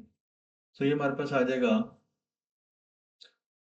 साइन, ये हमारे पास आ जाएगा, इसको अगर खोल देते हैं ब्रैकेट तो this is equal to 3 sine square theta plus 5 sine square theta minus 5 sine 4 theta divided by 1 minus sine square theta. ये देखो ब्रैकेट खोल, इसको इससे मल्टीप्लाई कर दिया, इसको इससे भी कर दिया मल्टीप्लाई। सो ये हमारे पास हो जाएगा this is equal to 5 plus 3 8 sine square theta minus 5 sine 4 theta divided by 1 minus sine square theta. So this is equal to, ये हमने लेफ्ट हैंड साइड ली थी तो दिस इज इक्वल टू हो गया हमारे पास ये राइट हैंड साइड की। So hence left hand side equal to right hand side, जैसे ये प्रूव हो गया सब। अब देखिए इसमें लिखा हुआ है हेंस सॉल्व। सो ये जो है किसी भी ट्रिग्नोमेट्रिक इक्वेशन को सॉल्व करने के लिए उसके अंदर सिंगल ट्रिग्नो, जैसे इसके अंदर आपको नजर आ रहा है सिर्फ इसके अंदर आ रहा है आपको नजर टेन थीटा भी नजर आ रहा है और साइन थीटा भी नजर आ रहा है। सिंगल ट्रिग्नोमेट्री या सिर्फ सारी की सारी इक्वेशन साइन में हो या सारी कॉस में हो या सारी टेन के अंदर हो, इसलिए उसने कहा हेंस, क्योंकि ये चीज़ हम ऊपर प्रूव कर गए हैं कि दिस इज इक्वल टू, ये इसके इक्वल है। तो इसकी जगह पे हम लगा देते हैं, इसकी जगह पे 8 साइन स्क्वायर थीटा, इसकी जगह पे, इस वाली चीज़ की जगह पे हम लगा देते हैं 8 साइन स्क्वायर थीटा माइनस, ये सारा एक इसके इक्वल है, यहाँ पे हमने भी लिखा है -5 साइन 4 थीटा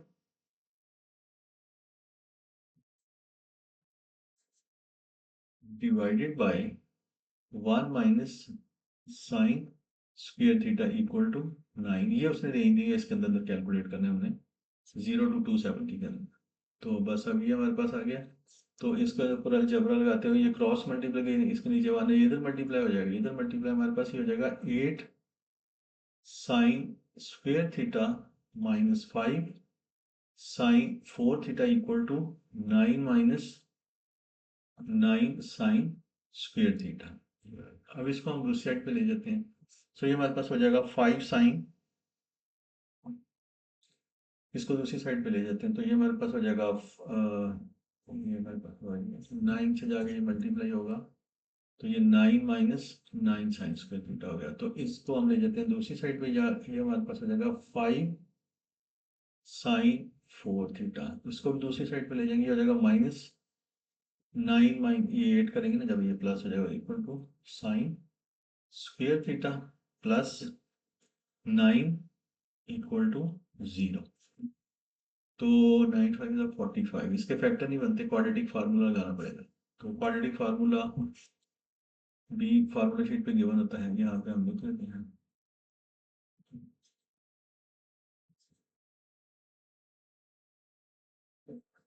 वो जैसे अगर हमारे पास हो A X square plus B X plus C equal to 0, तो क्वाड्रेटिक फार्मूला एक्स क्या होता है, equal to minus P plus minus under root B square minus 4ac over 2 है। तो वो ये हम यहाँ पे देखें कि साइन स्क्वेयर जो है ना वो है एक्स की जगह, सो ये जगह हमारे पास sine square theta, sine square theta equal to 17 plus minus B square under root 17 का स्क्वेयर 289 माइनस 4ac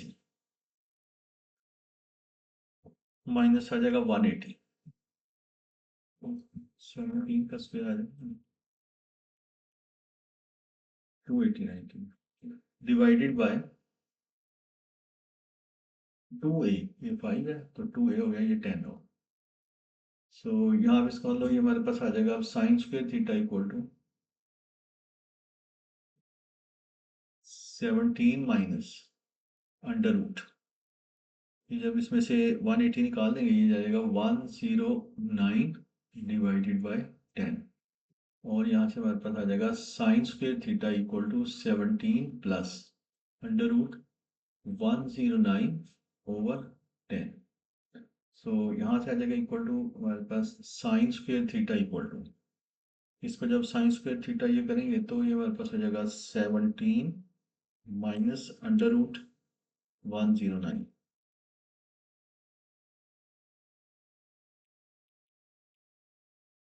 ये आ गया यहाँ पे आ गया 0.6597, और यहाँ से हमारे पास आ जाएगा sine square theta equal to 17 plus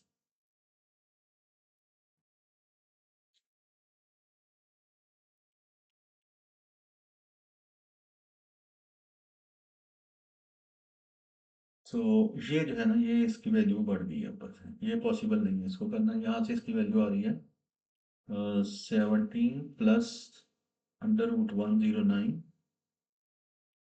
divided by 10, यार है 2.744, अंडर रूट भी कर लेंगे तो इसका अंडर रूट भी अगर कर दें तो इसका आंसर आ रहा है 1.65, जबकि हमें पता है कि साइन थीटा की जो रेंज है, साइन थीटा लेस और इक्वल टू 1 ग्रेटर और इक्वल टू -1, तो यहाँ से जो है ना इसको नहीं सॉल्व कर सकते,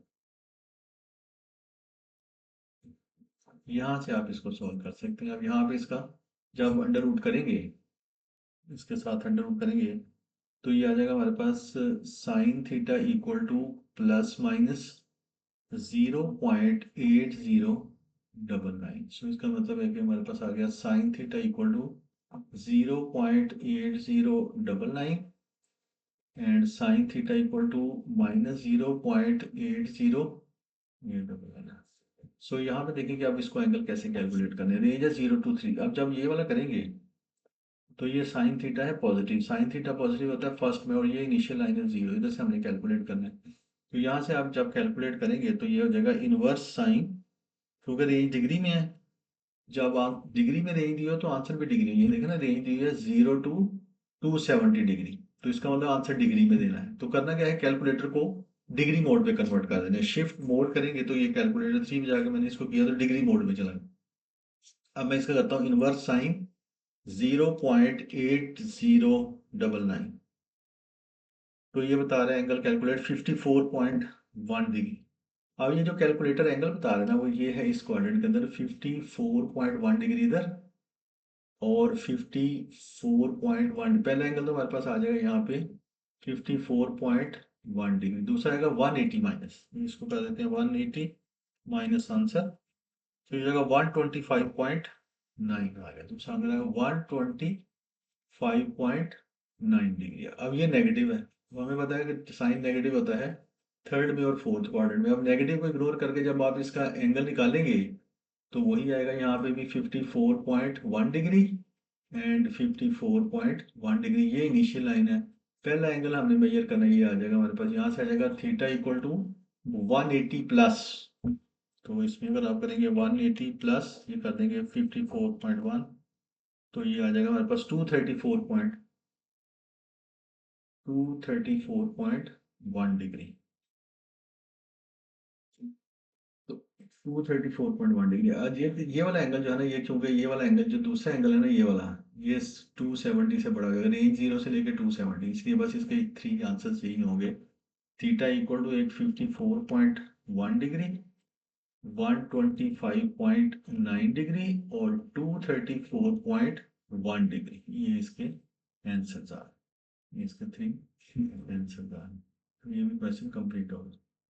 आगे देखिए ये इसका है नेक्स्ट क्वेश्चन नंबर 8, ये ज्योमेट्रिक प्रोग्रेशन से रिलेटेड है, तो इसको हम कर देते हैं। इसके अंदर उन्होंने दिया हुआ है कि ज्योमेट्रिक प्रोग्रेशन का, geometric progression is such that it second term is -120, उसमें दिया हुआ है t2 is equal to -120 and sum to infinity is, और उसने दे दिया sum to infinity is equal to 160, ये दे दिया। अब कहते हैं फाइंड द कॉमन रेशियो, तो ये हमने कैलकुलेट करना चाहते हैं। हम देखेंगे सम टू इनफिनिटी, तो इसमें आपको पता है इसका अंदर इसमें हम बना रहे थे इसका लर्निंग कॉर्नर,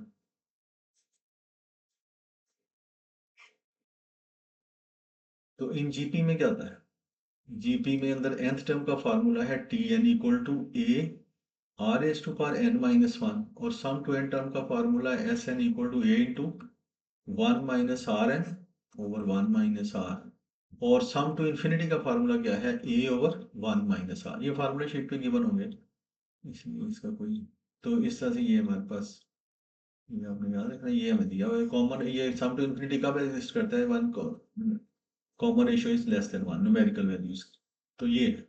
तो देखेंगे ये T2 दिया हुआ है, तो इसका अगर मैं ए आर 2 - 1 लगाऊंगा तो ये हमारे पास आ जाएगा A R is equal to -120, sum to infinity का formula A over 1 - r equal to 160, ये लगा दिया हमने यहाँ पे।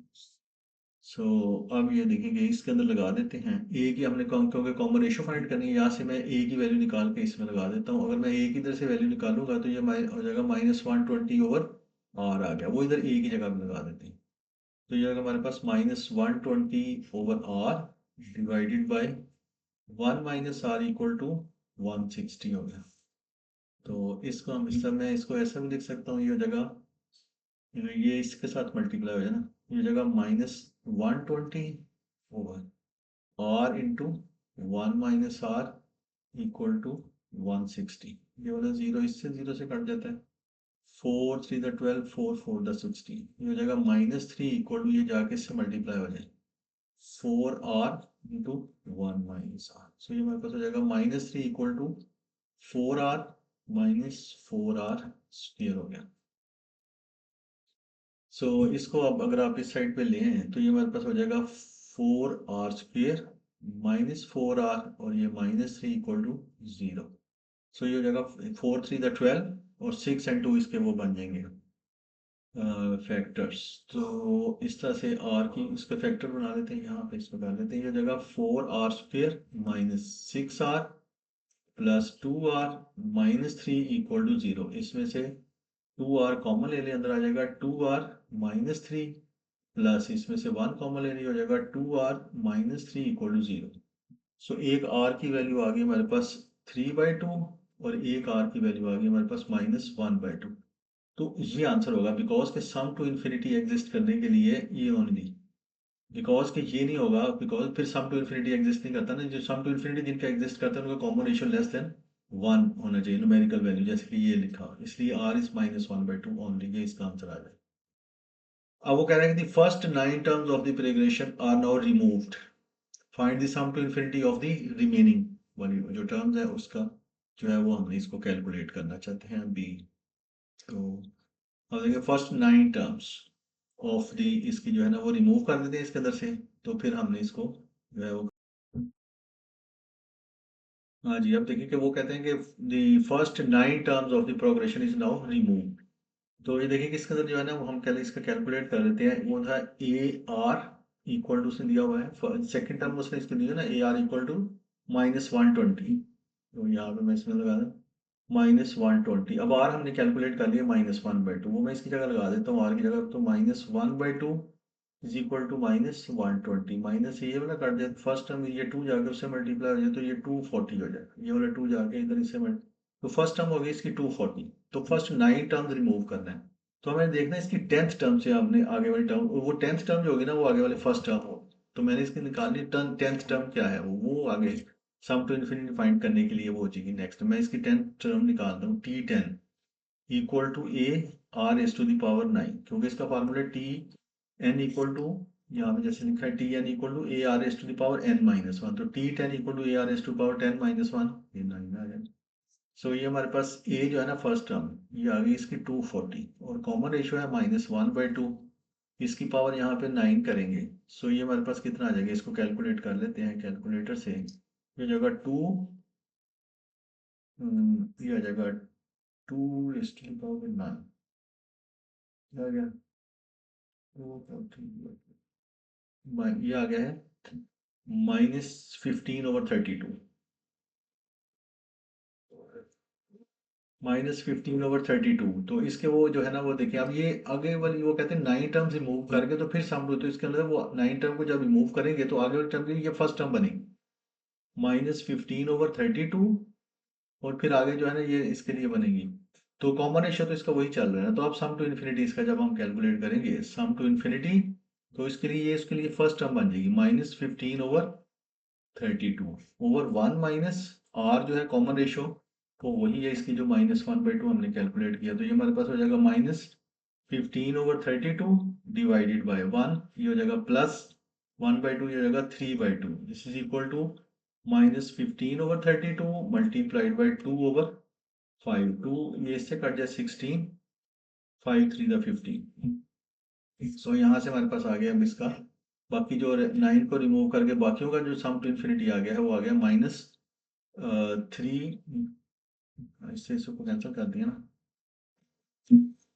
यहाँ से हमारे पास आ गया था 3/2, ये 3/2 आ गया ना, इसको जब ऊपर करेंगे तो ये 2/3 भी हो जाएगा, 3 5 द 15। तो यहाँ से आ जाएगा हमारे पास -5/16। ये रिमेनिंग जो टर्म बाकी बची है उनका जो सम टू आ गया है इन्फिनिटी।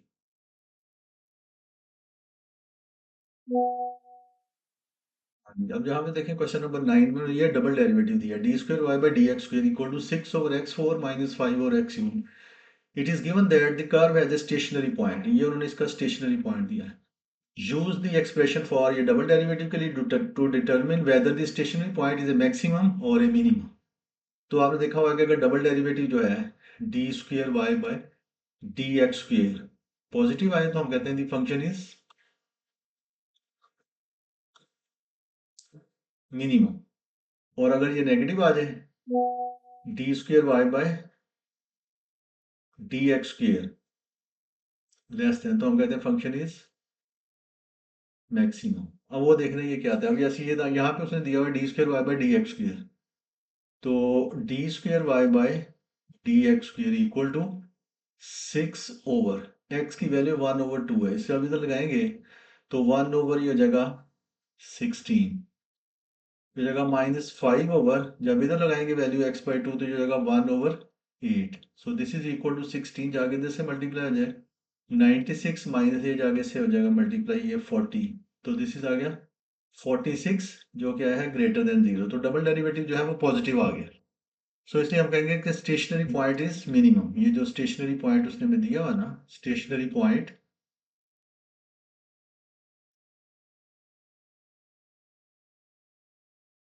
स्टेशनरी पॉइंट 1/2 and 9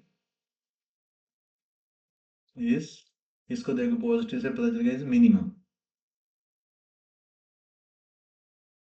अब वो कह रहे हैं find the equation of the curve. अब equation of the curve find करने के लिए ये डबल डेरिवेटिव यहाँ पे गिवन है हमें कि ये गिवन है d square Y by D x square, this is equal to 6/x4, इसको हम ऐसा लिख लेते हैं, ये 6/x4 minus 5/, 6/x4 minus 5/x3। अच्छा जी, अब आप देखें ये डेरिवेटिव खत्म करना है, पहली दफा डेरिवेटिव खत्म, इंटीग्रेटिंग करने बोथ साइड, दोनों साइडों को जब इंटीग्रेट करेंगे, तो जब इस साइड को इंटीग्रेट करेंगे देखेंगे, इसको मैं पहले ऐसे लिख लेता हूँ कि ये d square Y by D x square equal to 4 × x 6 × x⁻⁻4 -5 × x⁻³ जब इसकी दोनों साइडों को अब हम इंटीग्रेट करेंगे तो पहला डेरिवेटिव इसमें से खत्म हो जाएगा, तो ये रह जाएगा d Y by D x equal to 6, इसकी पावर में एक ऐड किया जो जगह -3 डिवाइडेड बाय -3, -5 और इसकी पावर में से 1 माइनस करेंगे तो -2 डिवाइडेड बाय -2 प्लस सी आ गया हमारे पास यहाँ से। तो यहाँ से ये देखें, इसको सिंप्लीफाई अगर कर देते हैं तो ये हमारे पास हो जाएगा d y by D x equal to, ये जगह -3 to the 6, ये जगह 2 x⁻³ है, minus into minus 5/2 x⁻² plus C. अब ये सी फाइंड करने के लिए ये हमें गिवन है कि स्टेशनरी पॉइंट ये जो है 1/2 and 9, तो स्टेशनरी पॉइंट कर्व के ऊपर, स्टेशनरी पॉइंट के ऊपर d Y by D x zero होता है, इसके अंदर जब d Y by D x की जगह पे 0 लगा देंगे तो दिस इज इक्वल टू हमारे पास हो जाएगा, इसको देखेंगे मैं ऐसा भी लिख सकता हूँ -2/x³ प्लस 5/2x² प्लस सी। जब इसकी जगह पे 1/2 लगाएंगे ये हो जाएगा 1/8, जाके इससे मल्टीप्लाई हो जाएगा हमारे पास, तो ये आ जाएगा, इससे हमारे पास यहाँ से इसकी वैल्यू आ जाएगी -16 प्लस, जब इधर 1/4 ये जाके से मल्टीप्लाई हो गई हो जाएगा 10 plus C, it implies that कि सी की वैल्यू हमारे पास आ गई 6, सो ये हमारे पास आ गया है D Y by D x equal to -2x⁻³ plus 5/2x⁻² plus C की जगह पे ये 6 लगा दें। अब इसको एक दफा फिर इंटीग्रेट करके, क्योंकि इक्वेशन को कर्व फाइंड करनी है, वाई फाइंड करना है, फिर डेरिवेटिव खत्म करना है, फिर हम यहाँ पे ये कर देते हैं इंटीग्रेटिंग बोथ साइड्स,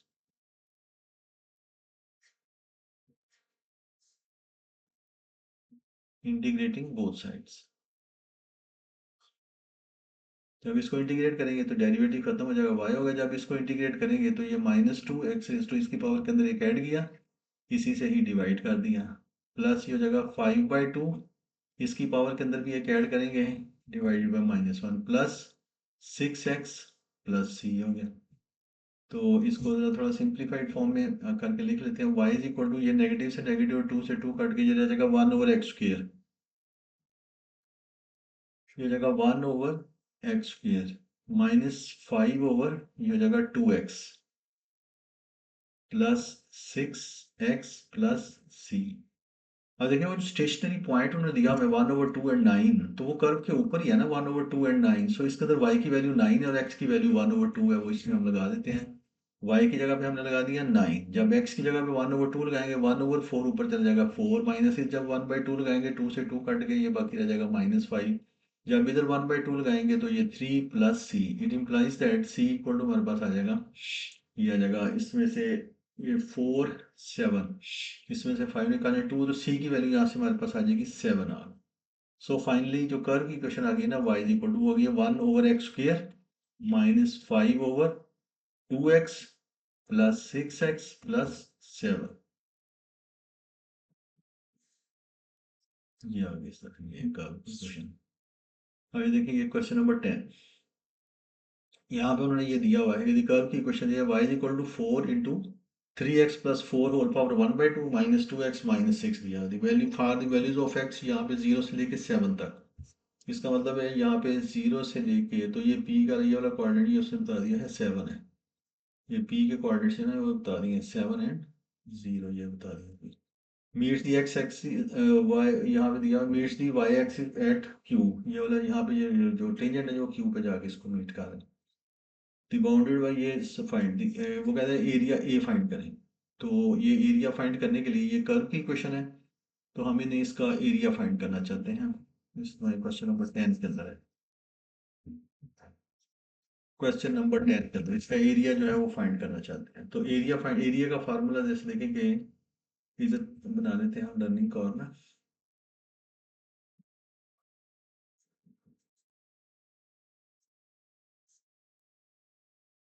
तो फार्मूला जैसे क्या है कि area enclose between curve and x axis, area between curve and x axis, जैसे ये है कि इसके दरमियान area enclose between curve and x axis, ये ये कहाँ पे इसको कट कर रहा है, ए और बी के अंदर, ये एक्स एक्सिस है, ये वाई एक्सिस है, ये 0 है, तो एरिया का फार्मूला होता है sign of integral a to b y d x, ये फार्मूला है, वो अब यहाँ पे हम लगा देते हैं, सो एरिया का फार्मूला यहाँ पे हम लगा देंगे, area equal to sign of integral a to b y d x, ये इतनी स्पेस नहीं है, पेज पूरा दिया हुआ ठीक, तो यहाँ पे देखेंगे 0 से लिमिट होगी 0 से लेके 7 तक, जब हम लगा देंगे इसके अंदर area equal to sign of integral 0 to 7, अब y क्या चीज़ है कर्व की इक्वेशन, वो ये दी हुई है, ये लगा देते हैं इसके यहाँ पे, ये है 4 3x plus 4 power 1/2 -6 into D x, अब इसको 1/1 इस टर्म को भी इस टर्म को भी इस टर्म को भी इंटीग्रेट कर देते हैं, तो जब इसको इंटीग्रेट करेंगे तो ब्रैकेट वाले इंटीग्रेशन जैसे कि देखेंगे, सिंगल अगर नंबर है जैसे x to the power n कोई फंक्शन है, तो इसको हम इसकी पावर के अंदर 1 ऐड कर दें और उसी से ही डिवाइड कर दें प्लस c, जो ब्रैकेट वाला होता है जैसे कि यहाँ पे हमारे पास ax plus b whole power n, इसकी इंटीग्रेशन कैसे करते हैं, इसकी इंटीग्रेशन ऐसे होती है, ये हो जाता है ax plus b whole power n plus 1 divided by n plus 1 without power, जो इसका डेरिवेटिव होता है ना उससे भी डिवाइड कर देते हैं प्लस c, ये हमने फार्मूला यहाँ पे यूज करना है, यहाँ पे हमारे पास हो जाएगा, देखिए इसको इंटीग्रेट जब करेंगे तो हो जाएगा एरिया इक्वल टू 4, जब इसकी इंटीग्रेशन करेंगे तो हो जाएगा 3x प्लस 4, इसकी पावर है 1/2, इसके अंदर एक ऐड करेंगे ये हो जाएगा 3/2, 3/2 से इसको डिवाइड भी कर दिया, मल्टीप्लाइड और विदाउट पावर इसका डेरिवेटिव 3x का 3 4 का 0 बनता है, 3 बनता है, इससे भी इसको मल्टीप्लाई कर दिया, -2 इंटू इस x की इंटीग्रेशन करेंगे तो ये हो जाएगा x² माइनस हो जाएगा 6x, तो लिमिट आ जाएगी 0 to 7, ये आ जाएगा हमारे पास ऐसे, तो इसको जो है अब हम, तो एरिया इक्वल टू हमारे पास आ जाएगा यहाँ से इक्वल टू, ये चला जाएगा ऊपर, ये जाएगा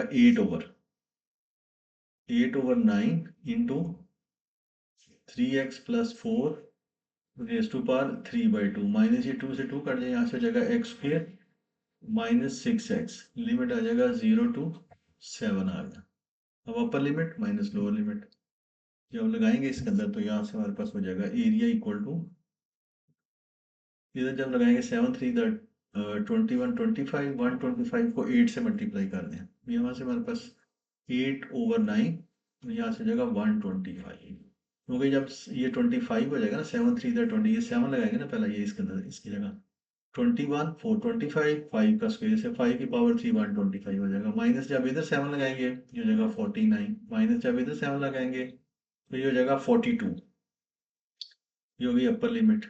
माइनस जब लोअर लिमिट लगाएंगे 0, तो ये 0 हो जाएगा, यहाँ से हो जाएगा 4 की पावर, ये हो जाएगा 8, ये हो जाएगा 64/9। तो इस तरह से एरिया इक्वल टू, इसको कैलकुलेटर से कैलकुलेट कर लेंगे, इस कार्य को करेंगे तो ये हो जाएगा 181/9 माइनस ये हो जाएगा 64/9। सो इसका कैलकुलेटर से इसको कर लें कैलकुलेट, तो ये हो जाएगा 13, जो भी इसका यूनिट स्क्वायर आ जाए। उसके बाद देखेंगे ये आगे से, उसके बाद देखिए इसका जो बी पार्ट है, find the area of the region b. अब इस रीजन बी का एरिया फाइंड करना चाहते हैं, इस वाले बी का। तो वो ये करेंगे कि इस ट्राइंगल का एरिया कैलकुलेट करके, तो उसमें से ये वाला जो हमने शेडेड पार्ट ए का एरिया माइनस किया तो फिर बी रीजन का आ जाएगा। अब ट्राइंगल का एरिया फाइंड करने के लिए ये इसके ऊपर टेंजेंट है, तो इक्वेशन ऑफ टेंजेंट फाइंड करनी पड़ेगी। तो इक्वेशन ऑफ टेंजेंट के लिए इसको डिफरेंशिएट करना पड़ेगा, इक्वेशन ऑफ टेंजेंट फाइंड करनी पड़ेगी। तो इक्वेशन ऑफ टेंजेंट फाइंड करने के लिए जो पहले हमें फाइंड करना पड़ेगा,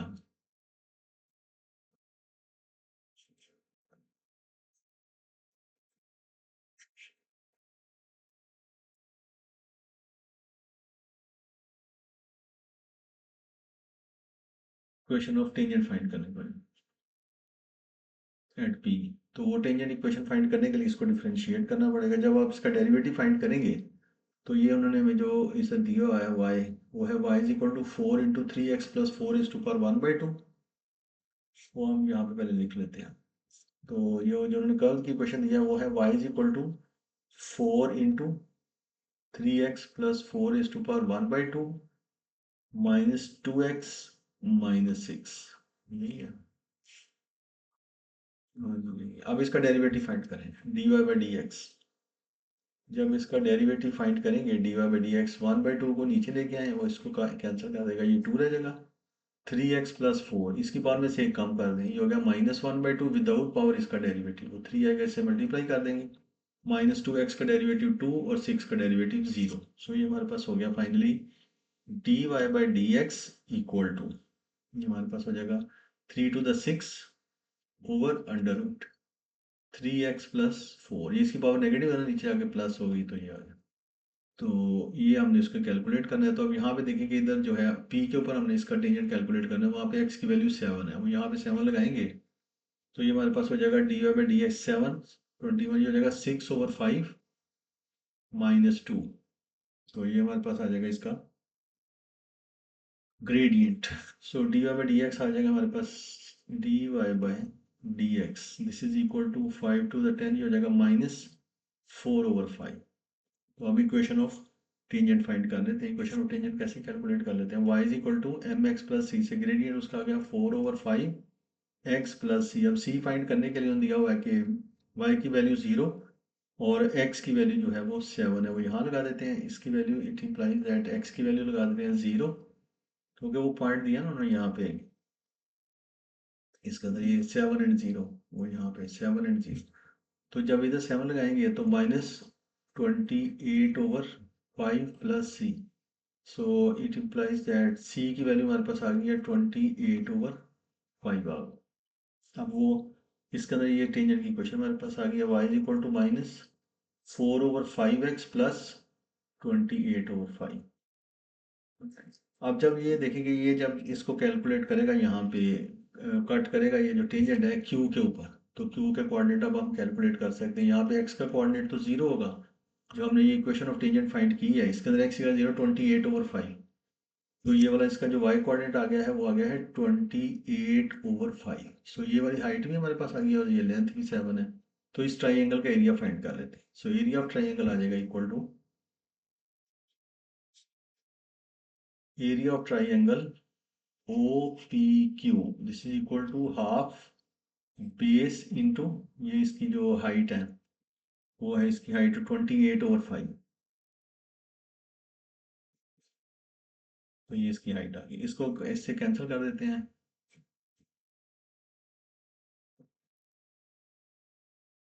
हो जाएगा 98/5 5, ये इस ट्राइंगल का एरिया आ गया। इसमें से वो माइनस कर देते हैं ये जो हमने ये जो शेडेड पार्ट का एरिया ए वाला जो फाइंड किया हुआ ये जो 13, सो एरिया ऑफ जो है वो कैलकुलेट लेते हैं, area of region B,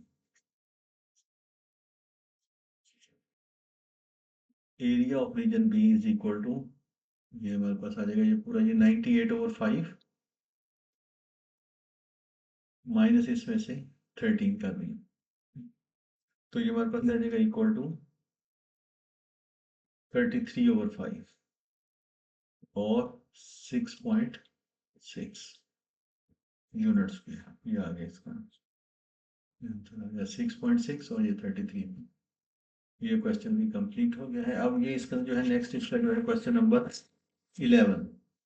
question number 11 में जो है ना वो उन्होंने हमें यहाँ पे दिया हुआ है, the function f and g are defined for all real values of x by this and this, f of x ये है where c and k are positive constant है, it is given that कि g inverse of this ये, वो कहते हैं show करो कि g of f of x equal to इसके इक्वल है। तो अब मुझे देखें कि मैं इसमें से पहले g of f of x ले लेता हूँ, g of f of x, g of f of x। अब f of x जो है वो मैं पहले इसके ऊपर अप्लाई करता हूँ, तो f of x ये दिया उन्होंने 4x² माइनस c, ये लगा दिया इसके ऊपर, और g of x जो है ना वो ये है 2x प्लस k, यानी कि इसकी ये चीज़ उसके लिए x हो गई है ना, उसके लिए ये चीज़ x हो गई है, वो लगा देते हैं इसके अंदर। तो जब g अप्लाई करेंगे ये 2 इंटू ये हो जाएगा 4x² minus c plus k।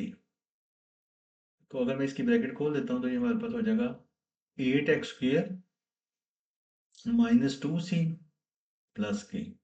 और ये देखें जो आंसर लेके आ रहे हैं उसके अंदर के एस सी नज़र नहीं आ रहा, तो इसको मैंने किसी तरह से वो अब कैसे फाइंड करना है, ये चीज़ें ऊपर जो गिवन है उससे मैं इसको फाइंड करता हूँ। या अब सी फाइंड करने के लिए देखिए यहाँ पे उसने उन्होंने हमें दिया हुआ ये, तो यहाँ से हमारे पास इस जी इनवर्स है ना, इसको मैं जी को इस साइड पे अगर ले जाऊँ तो ये हमारे पास हो जाएगा G of C equal to 3k+1।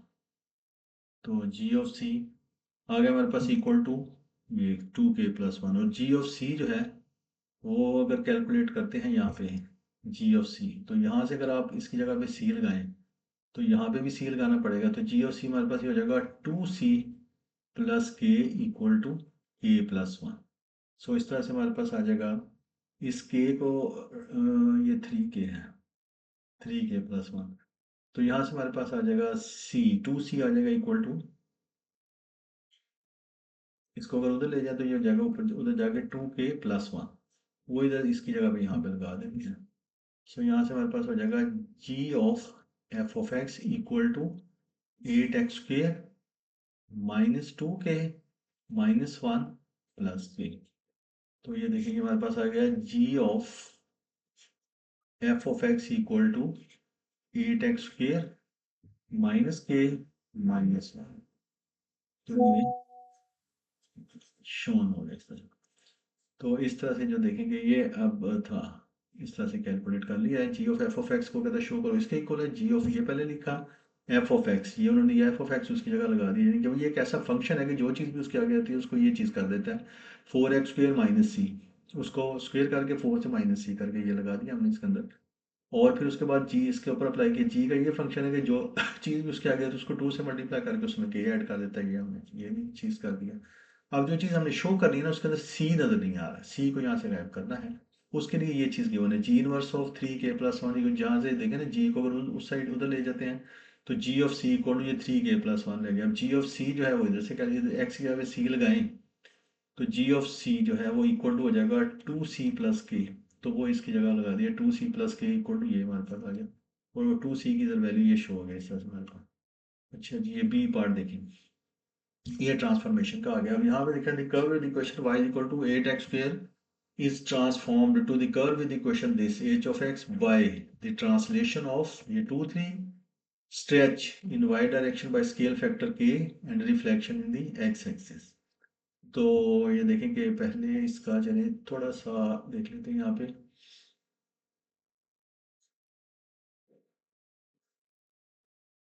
Running corner के अंदर नंबर 1 3 टाइप्स की, वो तीनों ही उसने यहाँ पे दे दी है। 3 टाइप्स की जो है ना वो ट्रांसफॉर्मेशन आपके सिलेबस के अंदर है। एक तो है रिफ्लेक्शन, अगर suppose that of F of x हमारे पास कोई फंक्शन है तो माइनस एफ ऑफ एक्स जो है ना वो हो जाएगी reflection in x axis. Reflection in x axis. Number two, अगर सिर्फ एक्स को पूरे एक्स को नेगेटिव से मल्टीप्लाई कर दें तो ये हो जाएगी रिफ्लेक्शन इन वाई एक्सिस। और दूसरी जो ट्रांसफॉर्मेशन आपके सिलेबस में है वो ट्रांसलेशन।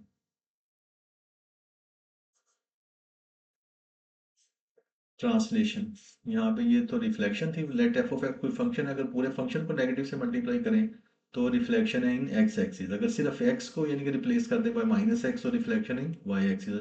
ट्रांसलेशन के अंदर लेट एफ ऑफ एक्स भी ये कोई फंक्शन है तो then f of x plus से पूरे फंक्शन के अंदर कुछ जब चीज़ ऐड होगी तो वो हो जाएगी ट्रांसलेशन अलॉन्ग वाई एक्सिस। और उसको तो हम उसको इस तरह से लिखेंगे, translation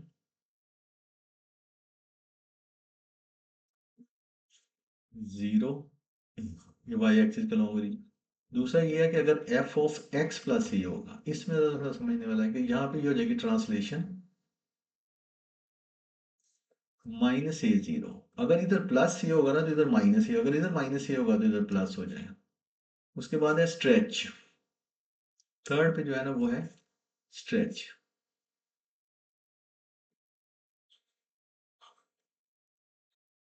stretch, let f of x भी ये फंक्शन है तो अगर पूरे फंक्शन को बाहर मल्टीप्लाई करेंगे तो ये हो जाएगी stretch parallel to Y axis. हो जाएगी stretch parallel to Y axis by scale factor A. इसी तरह से अगर x मल्टीप्लाई हो रहा है अंदर तो ये हो जाएगी parallel to x axis, parallel to x axis by scale factor. इसमें ये उलट होता है, 1/a हो जाएगी। ये टोटल है, ये याद रखना। अब देखिए तीनों उसने यहाँ पे दे दिए। पहले तो वो ये कह रहे हैं कि ये ट्रांसलेशन है, इसके अंदर ये जो एच ऑफ एक्स जो है ना वो ये बन जाएगा इसके अंदर। तो इसको अगर हम करेंगे तो देखेंगे ये हमारे पास इस तरह से हो जाएगा कि y इक्वल टू ऐसे ये है ना, तो इसके ऊपर मैं लगा देता हूँ। पहले तो मैं इसके अंदर लगा देता हूँ y is equal to translation ये। अब देखेंगे इसको अलग अलग भी करके, ऐसे इसको हम ऐसा भी लिख सकते हैं ना, जैसे देखेंगे 2 0 जो होगा इसके साथ प्लस ये हो जाएगा जैसे इसके अंदर यहाँ पे 0 और 3। जब मेरी एक्स एक्सिस का लॉन्ग 2 0 है तो जब एक्स एक्सिस में होगा तो ये -2 होगा। ये देखिए ये हो जाएगा 8 × x - 2² -k - 1। और ये पूरा वाई एक्सिस के अंदर हो रहा है, पूरा ये +3 हो गया इस तरह से। ये होगी इसके लॉन्ग का है तो इसको थोड़ा सिंप्लीफाई करके लिख लेते हैं। ये हो जाएगा y is equal to 8 × x - 2² -k + 2। उसके बाद है stretch in y direction by scale factor k। जैसे देखिए स्ट्रेच में बताया था कि y डायरेक्शन में हो तो मल्टीप्लाई हो जाएगा बाय, तो ये देखिए k मल्टीप्लाई हो जाएगा इसके साथ। देखिए कि इसको मैं अगर यहाँ पे ऐसे ही कर दूं कि h of x equal to k इससे मल्टीप्लाई हो जाएगा बाहर, k इंटू यहाँ पे ये हमारे पास ऐसे हो जाएगा 8 × x - 2² -k + 2। और फिर है रिफ्लेक्शन इन एक्स एक्सिस। जैसे ये रिफ्लेक्शन पूरे फंक्शन को माइनस से मल्टी इस पूरे को माइनस से मल्टीप्लाई कर दें ऐसे। तो ये पूरा ये तीनों ट्रांसफॉर्मेशन इसके ऊपर लगा दी हैं। एक तो ये लगाई है कि ये ट्रांसलेशन ये होगी जैसे 2 है ये एक्स एक्सिस का लॉन्ग, तो जब +2 होगा तो इधर माइनस हो जाएगा। जैसे यहाँ पे मैंने अभी आपको बताया, यहाँ पे जैसे x + 2 है, x F of x plus ये होगा तो इधर माइनस होगा, इधर माइनस होगा तो इधर प्लस हो जाएगा। अगर उन्होंने इधर दिया होता हमें जैसे -2 3 तो फिर हम मैं इसको प्लस करता। अब उसे +2 दिया तो इसलिए x - 2 होल स्क्वायर ये -k - 1। और ये पूरे y एक्सिस में जब होगा तो वो प्लस ही होगा, +3 तो ये +3 इसमें कर दिया, ये हमारे पास इस तरह से आ गया। तो ये एच ऑफ एक्स आ गया। इसको अगर और थोड़ा सा सिंप्लीफाई और अगर इसको सिंप्लीफाई करके लिखना चाहते हैं तो इसको ऐसे भी लिख सकते हैं, h of x equal to -8k x - 2² plus ये हो जाएगा k² -2k। तो बस ये इसका ये बन। अब उन्होंने यहाँ पे दिया हुआ है इसका लास्ट पार्ट है सी पार्ट, तो उसके लिए find the range of H is given by H of x equal to less और equal to 15। Find the values of C and K. अच्छा अब आप देखेंगे ये स्क्वायर कंप्लीट हुआ हुआ है। एक्स स्क्वायर अगर हम यहाँ से बोलते हैं एक्स स्क्वायर का कोएफिशिएंट है नेगेटिव, तो इसका मतलब है ये इस टाइप का पैराबोला होगा। तो जो इसकी जो सबसे मैक्सिमम वैल्यू होगी जब हम इसका स्क्वायर कंप्लीट करते हैं तो कंप्लीशन ऑफ द स्क्वायर को क्वाड्रेटिक में हमने पढ़ा था कि ये जो चीज़ है ना ये इसका वाई कोऑर्डिनेट होता है। यहाँ पे ये इसका वाई कोऑर्डिनेट है जो कि इसका हो जाएगा के स्क्वेयर माइनस 2k, और इसका जो x वाला कोऑर्डिनेट जैसे होगा वो हो जाएगा 2, जैसे इसके देखें इसको इक्वल टू, सो ये जो चीज़ है ना ये हो जाएगी इक्वल टू 15 के इक्वल। ये क्योंकि उन्होंने ये उसकी मैक्सिमम वैल्यू जो है 15 दी है, जो कि के स्क्वेयर माइनस 2k इसकी मैक्सिमम वैल्यू है। सो के स्क्वेयर माइनस 2k जो इसकी मैक्सिमम वैल्यू है ना वो उन्होंने 15 बता दी।